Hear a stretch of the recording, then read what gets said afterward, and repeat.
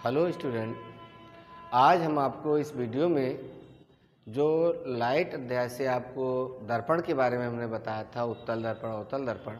आज हम इस वीडियो में अवतल दर्पण के द्वारा जो न्यूमेरिकल बनते हैं उन न्यूमेरिकलों के बारे में हम आपको बताएंगे, कैसे उनको हम सॉल्व करेंगे। इन सारी चीज़ों के बारे में हम आपको बताएंगे। तो देखिएगा, पहला क्वेश्चन जो दिया है, 40 सेंटीमीटर वक्रता त्रिज्या के अवतल दर्पण की फोकस दूरी ज्ञात कीजिए। बात यह है, सबसे पहले यहाँ पर अवतल दर्पण जो कहा गया, तो अवतल दर्पण के बारे में आप जान लें। जैसे ये अवतल दर्पण है, अवतल दर्पण में आपको बताया गया था कि जिसमें परावर्तन दबे तल से हो, जिस दर्पण में परावर्तन कहाँ से हो, दबे तल से हो, वही तो अवतल दर्पण होता है। ये आपका अवतल दर्पण है। अब यहाँ पर देखिएगा, ये F है, ये आपका वक्रता केंद्र C है। अब यहाँ पर जो दिया है 40 सेंटीमीटर वक्रता त्रिज्या की, तो यानी ये ध्रुव P से वक्रता केंद्र यानी वक्रता त्रिज्या ये कितनी दी है, 40 सेंटीमीटर। ये आपको दिया है।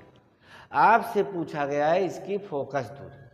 तो ये तुमको ध्यान देना है, हमने बताया था कि दर्पण के आप बाईं ओर हैं तो इसकी दूरियां क्या होंगी, ऋणात्मक ली जाएंगी, ना कि धनात्मक।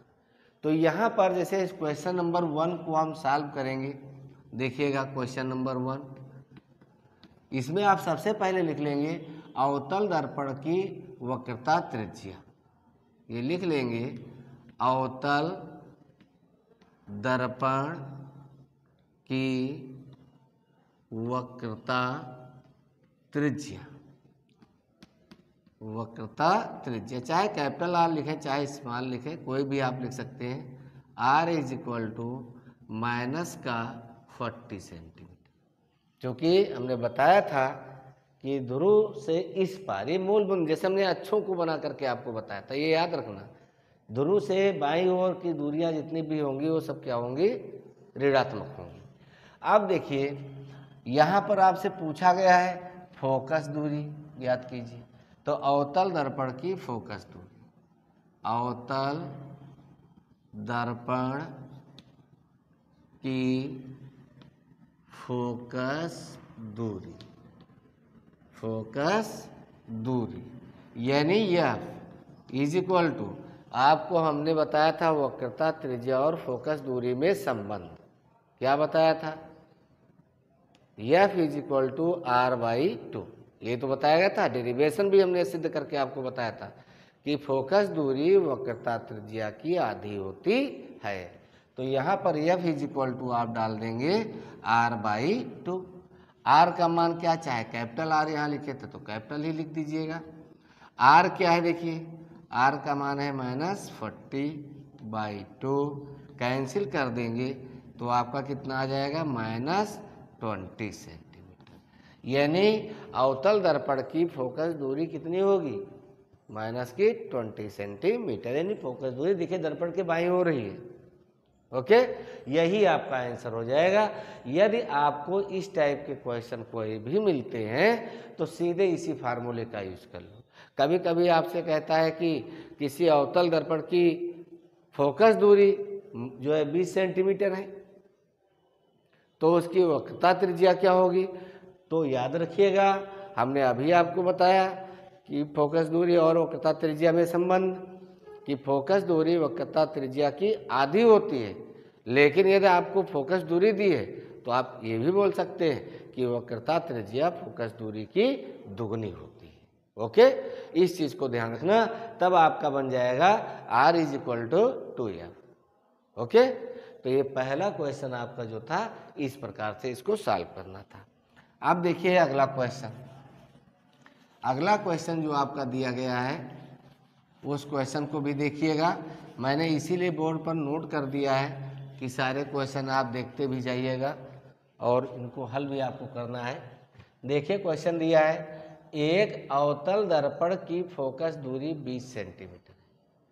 अवतल दर्पण की फोकस दूरी कितनी दी है, 20 सेंटीमीटर। दर्पण से 30 सेंटीमीटर की दूरी पर रखी वस्तु के प्रतिबिंब की स्थिति ज्ञात कीजिए। यानी अवतल दर्पण अभी बना करके हमने बताया था, अवतल दर्पण की बात आई है, अवतल दर्पण की फोकस दूरी भी दी है। तो फोकस दूरी कैसी होगी, जैसे यहाँ पर हमने अभी आपको चित्र बनाया था कि ये अवतल दर्पण आपका है, ठीक, और ये आपका कक्ष हो गया, ध्रुव P हो गया, ये F है और ये आपका वक्रता केंद्र C है। तो फोकस दूरी तो बाईं ओर आप चल रहे हैं ना, तो अवतल दर्पण की जो फोकस दूरी होगी उसको हम कैसे लिखेंगे, अवतल दर्पण की फोकस दूरी, फोकस दूरी यानी फोकस दूरी को हमने बताया था स्मॉल एफ से, और माइनस का कितना दिया देखो 20 सेंटीमीटर। मैंने माइनस क्यों लगाया यहाँ पर, क्योंकि दर्पण के बाईं ओर फोकस इसमें है, फोकस दूरी जो है दिखेगा बाईं ओर है सब, इसलिए ऋणात्मक होंगी। ऐसे ही देखिए दर्पण से 30 सेंटीमीटर की दूरी पर रखी वस्तु के, यानी इस दर्पण से 30 सेंटीमीटर के आगे कहीं पर वस्तु एक रखी हुई है, तो यहाँ पर लिखेंगे कि दर्पण से अवतल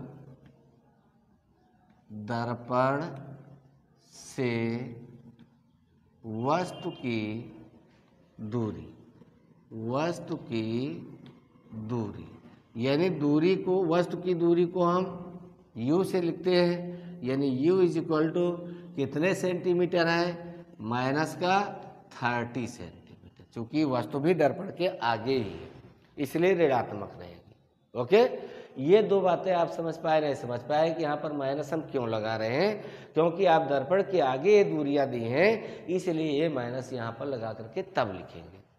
पूछा क्या गया है, प्रतिबिंब की स्थिति ज्ञात कीजिए, यानी इसका प्रतिबिंब कहाँ बनेगा, कैसा बनेगा, वास्तविक होगा कि आभासी होगा, इस चीज़ को हम कैसे ज्ञात करेंगे। देखिएगा दर्पण के सूत्र में आपको डेरिवेशन करके हमने बताया था कि यू वी एफ में संबंध क्या होता है, तो यहाँ पर आप लिख देंगे दर्पण के सूत्र से, दर्पण के सूत्र से, ठीक, सूत्र आप लगा देंगे।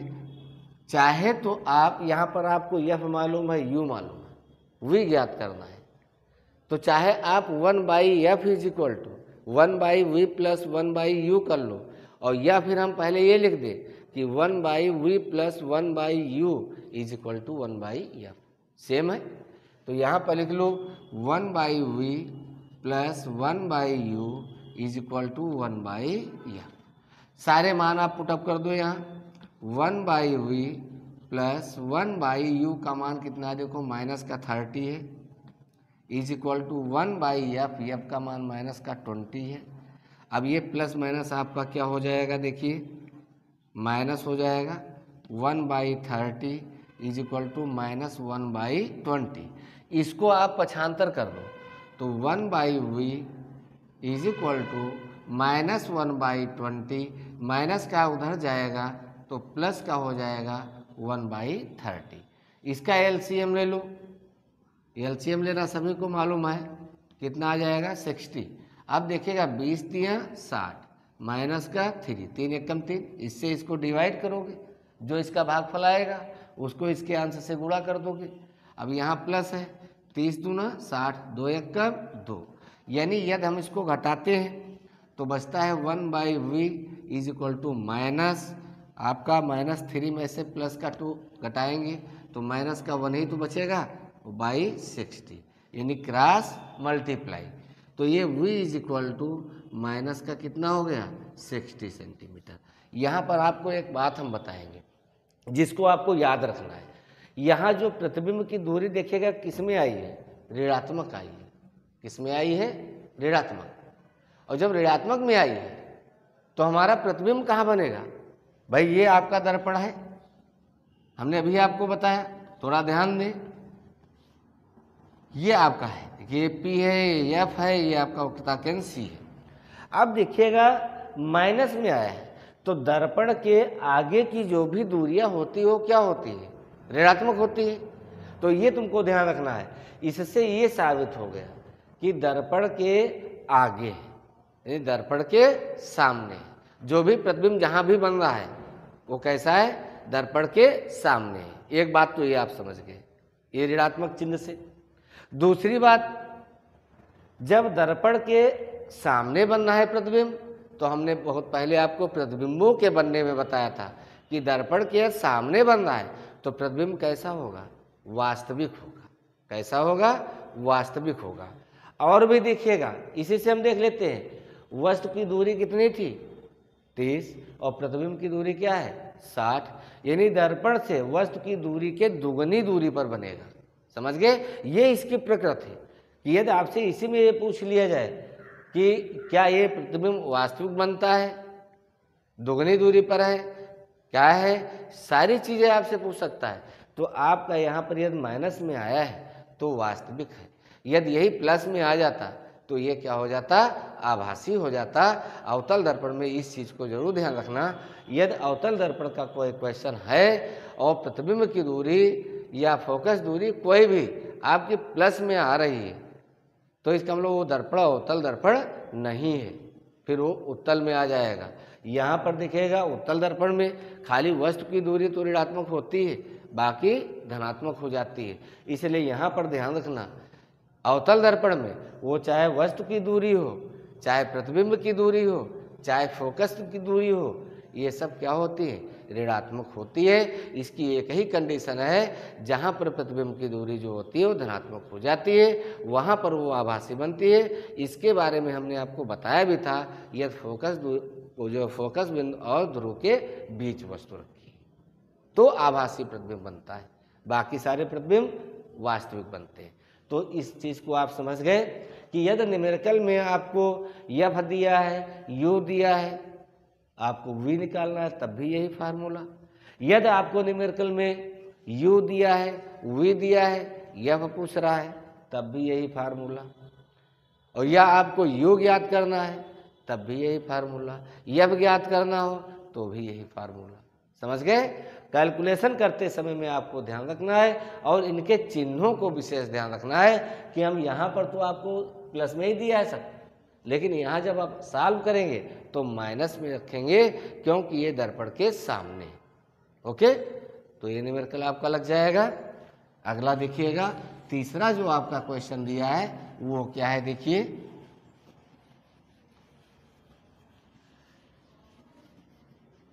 क्वेश्चन यदि न्यूमेरिकल आपके समझ में आ जाएगा तो अपने आप हल कर लोगे, कोई भी आपको रटने की ज़रूरत नहीं पड़ेगी।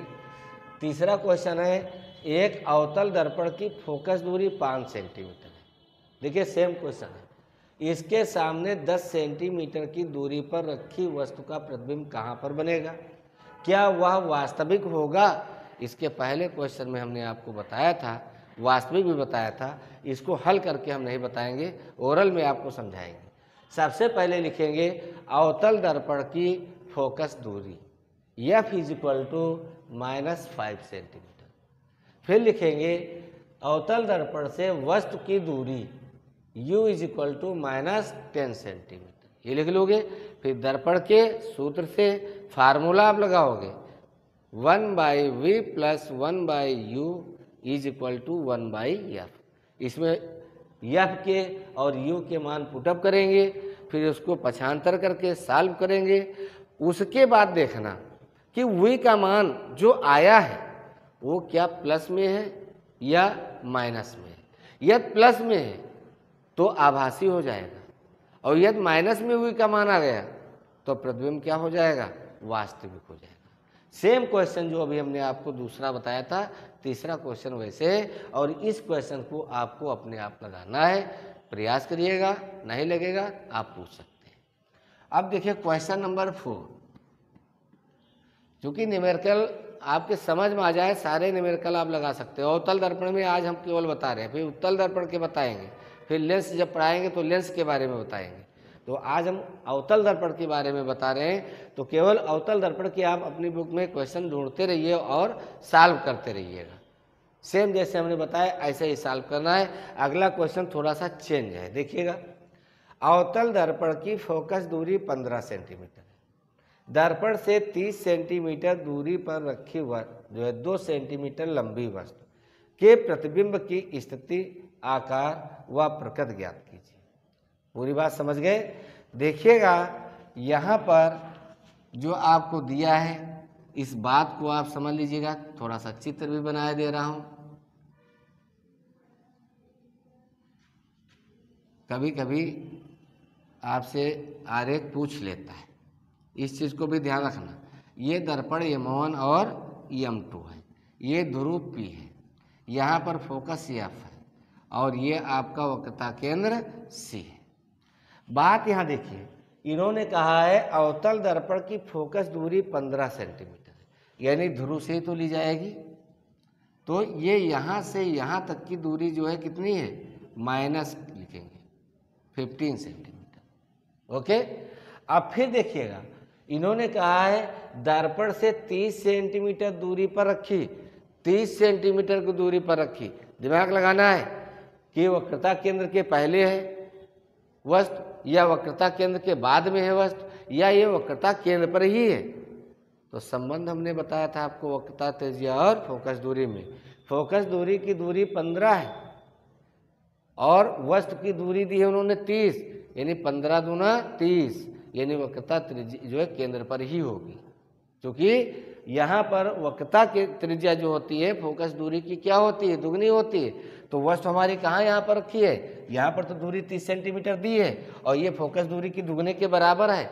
इसका मतलब ये वक्रता केंद्र पर वस्तु है, यहाँ पर वस्तु है, ये वस्तु आपकी जिसकी लंबाई दी है 2 सेंटीमीटर।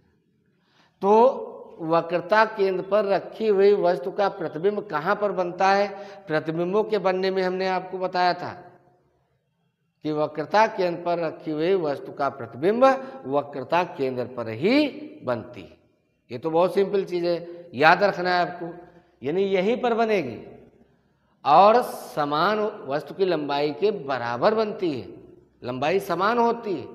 जितनी लंबाई यहाँ पर इसकी है प्रतिबिंब की लंबाई भी उतनी ही होगी और प्रतिबिंब की दर्पण से दूरी भी उतनी ही होगी जितनी वस्तु की दूरी है। क्यों ऐसा है, क्योंकि वस्तु कहाँ है, वक्रता केंद्र पर है। ओके, तो इस चीज़ को भी आपको ध्यान रखना है। चित्र बना करके हमने इसीलिए बताया है, जैसे इसमें अभी किरण हम डालें तो पहली किरण हम मुख्य अक्ष के समांतर डाल देंगे, परावर्तन के पश्चात ये फोकस से निकल जाएगी। सभी को पता है कि ये फोकस से जाएगी। और दूसरी किरण हम कहाँ से डालते हैं, फोकस से डालते हैं, जो परावर्तन के पश्चात ये यहाँ से निकलेगी। समझ गए, तो ये आपकी कहाँ से निकल जाएगी, मुख्य अक्ष के समांतर। तो ये यहीं पर तो प्रतिबिंब बन रहा है, वक्रता केंद्र पर ही तो एक दूसरे को काट रही है। तो ऐसी कंडीशन में जो प्रतिबिंब बनेगा वो कहाँ पर बनेगा, वक्रता केंद्र पर बनेगा। लेकिन हमें सॉल्व करना है, चित्र बना करके केवल नहीं देखना है। कभी कभी आपसे किरण आरेख पूछता है तो आपको ध्यान रखना है कि हमारी वस्तु कहाँ रखी होगी। यदि ये 30 सेंटीमीटर से कम होती, 20 सेंटीमीटर होती, तो हमारी वस्तु कहाँ होती, वक्रता केंद्र और फोकस के बीच में होती। यदि 40 सेंटीमीटर की दूरी पर होती तो हमारी वस्तु कहाँ होती, वक्रता केंद्र और अनंत के बीच में होती। इस चीज़ को भी आपको विशेष ध्यान रखना है। यदि किरण आरेख पूछ रहा है तो कैसे हम बनाएंगे। अब देखिए इसको सॉल्व कैसे करेंगे, इसके बारे में हम बताए दे रहे हैं। देखिएगा सबसे पहले तो आप लिख लेंगे अवतल दर्पण की फोकस दूरी, लिख लो अवतल दर्पण की फोकस दूरी और ये फोकस दूरी कितनी है, देखो F is equal to 15 centimetre है माइनस P, क्योंकि अवतल दर्पण के आगे स्थित है। ओके, फिर दिया है दर्पण से 30 सेंटीमीटर दूरी पर रखी, यानी अवतल दर्पण से वस्तु की दूरी, अवतल दर्पण से वस्तु की दूरी, और वस्तु की दूरी U से हम प्रदर्शित करते हैं। कितने सेंटीमीटर बताया, 30 सेंटीमीटर, तो माइनस का 30 सेंटीमीटर। और वस्तु की लंबाई भी दी है, वस्तु की लंबाई इसको हमने बताया था, चाहे O से मान लो चाहे y1 कर लो। भाई प्रतिबिंब की लंबाई में आपको रेखीय आवर्धन में हमने बताया था कि m is equal to I by O, या y1 अपान y2, आप जो y2 अपान y1 भी कर सकते हो, क्योंकि वहाँ I क्या था, प्रतिबिंब की लंबाई, और O क्या थी, वस्तु की लंबाई। हम y1 y2 करते तो y2 प्रतिबिंब की लंबाई और y1 वस्तु की लंबाई। तो यहाँ पर आप y1 कर दो, y1 is equal to 2 centimetre. फिर आपसे पूछा क्या है, देखो लंबी वस्तु के प्रतिबिंब की स्थिति यानी कहाँ पर बनेगा, आकार कितनी लंबाई का मतलब जो बनेगा, वह प्रकृति कैसा होगा, आभासी होगा या वास्तविक होगा, ये सारी चीज़ें आपको बताना है। तो देखिए हमें यह मालूम है, यू मालूम है, प्रतिबिंब की लंबाई y1 मालूम है। हम सबसे पहले इसको हल करेंगे दर्पण के सूत्र से। दर्पण के सूत्र से, इसका सूत्र हमने बताया, चूंकि हमें v निकालना है तो सबसे पहले हम 1/v plus 1/u is equal to 1/m, इस फार्मूले का प्रयोग करेंगे। v हमें नहीं पता है तो 1/v प्लस 1/u माइनस का 30 और 1/f देखिए माइनस का 50। एक बार और लिख लो, माइनस 1/30 माइनस 1/15, चूँकि प्लस माइनस माइनस। अब इसको पक्षांतर कर दो तो 1/v is equal to minus 1/15, और ये उधर जाएगा, काहे हो जाएगा प्लस का 1/30। इसका एलसीएम लेकर के हल करो तो ये आपका आ जाएगा 30। तो 15 दूना 30, 2 एक कम 2, माइनस का 2, 30 एक कम 30, 1 एक कम 1, यानी 1/v माइनस 1/30, यानी v is equal to minus 30 centimetre. देखिएगा प्रतिबिंब की दूरी मालूम हो गई कि दर्पण से कितनी है, यानी जो प्रतिबिंब बनेगा वो दर्पण से 30 सेंटीमीटर की दूरी पर ही बनेगा। माइनस आया है, इससे बिल्कुल स्पष्ट हो गया कि वास्तविक होगा। अभी हमने आपको बताया था यदि आपकी दूरी यानी प्रतिबिंब की दूरी ऋणात्मक आती है तो वास्तविक है, और धनात्मक आता है तो आभासी है। बात समझ में आई? तो यहाँ ऋणात्मक है तो इसकी जो प्रकृति है वो कैसी होगी, वास्तविक होगी। कितनी दूरी पर है, 30 सेंटीमीटर की दूरी पर है। ये तो आपको मिल गया स्थिति, और आपको प्रकृति मिल गई। आकार कैसा है ये भी आपको ज्ञात करना है। तो देखिएगा आकार ज्ञात करने के लिए हम आवर्धन के फार्मूले का प्रयोग करेंगे। उसमें हमने आपको बताया था कि m is equal to y2 upon y1 is equal to minus v upon u। इससे हम हल करेंगे, लेकिन यह फार्मूला जो हम लेकर के चलेंगे तो y2 upon y1 is equal to minus v upon u। Okay, y2 आपको ज्ञात करना है, y1 अब देखिए हमने यहाँ y1 को प्लस में रखा है। क्यों रखा? क्योंकि अभी हमने बनाया था जब तो सीधी थी, ऊपर की ओर थी, तो ऊपर की दूरी क्या होती है, धनात्मक होती है, और नीचे की ओर जब दूरी चलती है तो क्या होती है, ऋणात्मक होती है। तो ऊपर थी इसलिए y1 वस्तु की लंबाई है तो धनात्मक है। अब देखिएगा यहाँ पर क्या रख देंगे 2, माइनस v आपका माइनस का 30 है, और u आपका कितना दिया है, माइनस का 30, यही तो दिया है। ये यहाँ पर देखिएगा माइनस 30। अब ये माइनस माइनस तो कैंसिल हो गया, ये 30 भी 30 से कैंसिल हो गया। y2/2 is equal to minus 1/1 cross multiply, तो y2 इज इक्वल टू कितना हो जाएगा, -2 सेंटीमीटर। अब इस -2 का मतलब क्या हो गया, माइनस में यदि आ रहा है तो प्रतिबिंब कैसा बनना है, उल्टा बनना है। कैसा बनना है, उल्टा बनना है। और क्या है, वस्तु की लंबाई जितनी है उतना तो प्रतिबिंब की लंबाई है, समान है, वस्तु की लंबाई के समान है।